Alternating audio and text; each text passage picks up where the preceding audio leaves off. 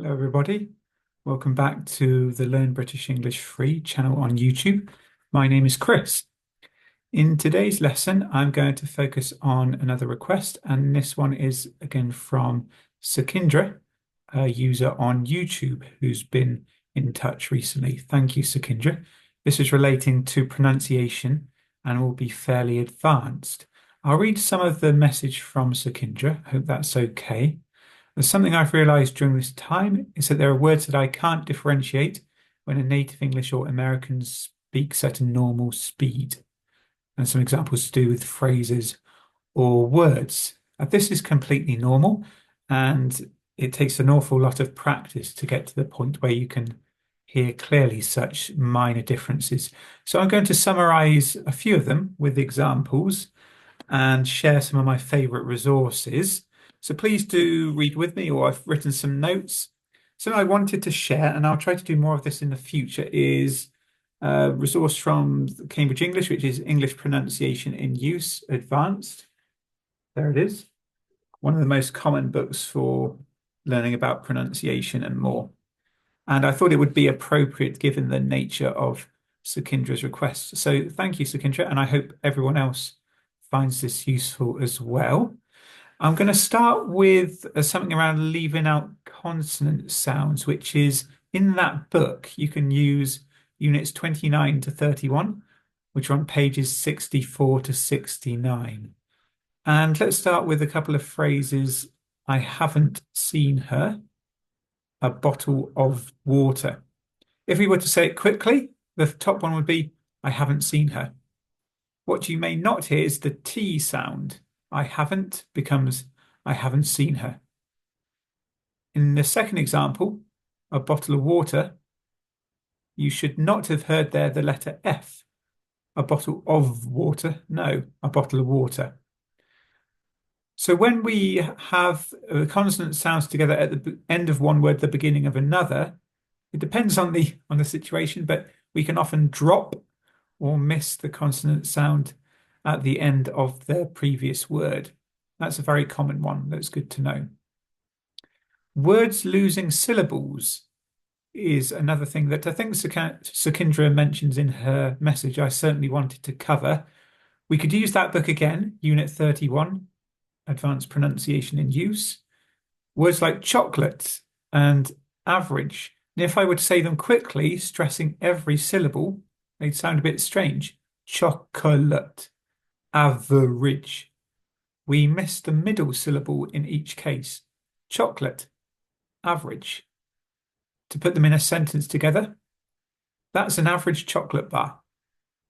There are many, many words like this. Obviously, it's difficult to give a lot of appropriate examples, but if you listen out, please take care when listening and speaking for those missing syllables in longer words. Regarding Sakindra's examples of phrases, someone may ask you, did you eat yet? And to focus again on the British style, this one is more of an American example. Did you eat yet? Did you eat yet? And yes, we will condense or mash together. Did you eat? Sounds like jeet, a mixture of did and you. Jeet yet. That actually means did you eat yet? That's what Americans would say.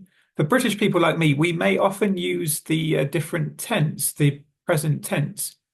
The present perfect tense. Have you eaten yet? Have you eaten yet? So we would merge together you and eaten, probably. Have you eaten yet? That would be my example from Britain, using the different sort of tense, present perfect. Another one related to this based on food. One of my favorite words for this is ate. I ate it for my tea. And if you look at my notes, or I'll try to put it in the captions, subtitles too, we would normally say it like, I yet it for my tea.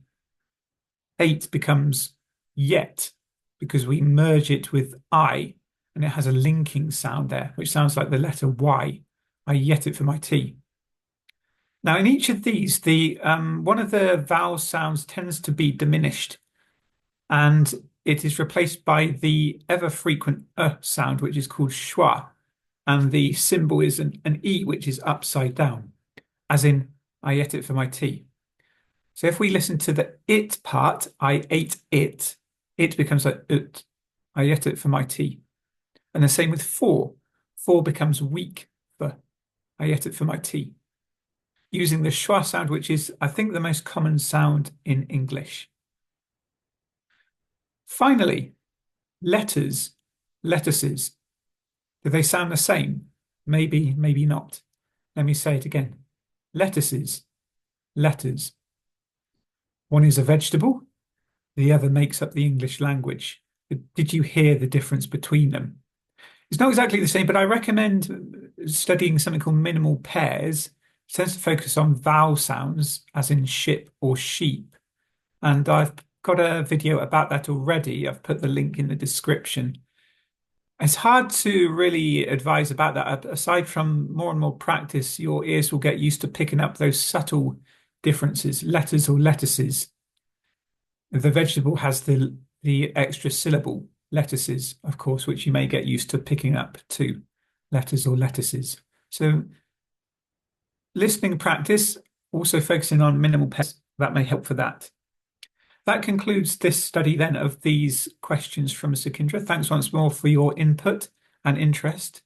This was meant as a sort of reference guide to provide some basic examples and to point you in the direction of far better resources than myself. English Pronunciation in Use Advanced is the very popular book series which I would recommend for this.